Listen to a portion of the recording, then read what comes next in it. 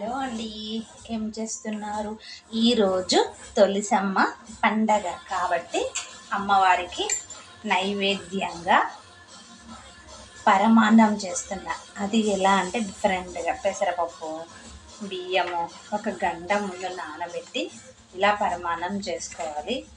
దీంట్లోకి నెయ్యి, బెల్లము, పాలు, ఇంకా డ్రై ఫ్రూట్స్ వేసే వాళ్ళు ఉంటే డ్రై ఫ్రూట్స్ కూడా వేసుకోవచ్చు. నేనైతే అవి ఏమి వేయట్లేదు. పాలు పోసి అమ్మవారికి నైవేద్యం చేయాలని అన్నీ ప్రిపరేషన్ చేస్తున్నాం.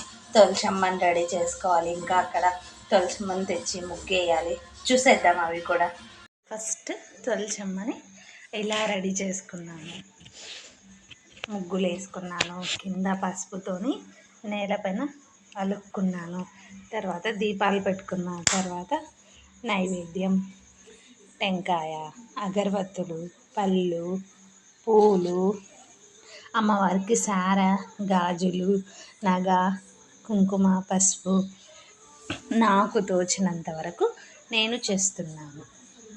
ఎంత బాగుంటుందంటే అంత బాగుంటుంది. అమ్మవారిని తనివి తీరా చూడాలనిపిస్తుంది.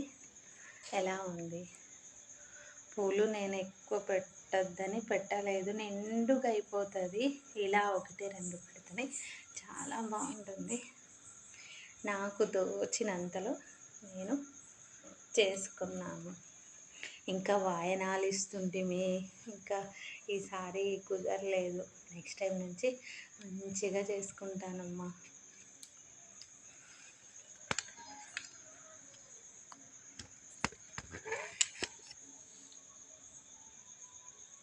అమ్మ తులసమ్మ, నువ్వే చల్లగా కాపాడాలమ్మ మమ్మల్ని. చేసుకోనేమో అనుకున్నాను కానీ చేసుకున్నానమ్మా. ఎదిక్కమ్మ.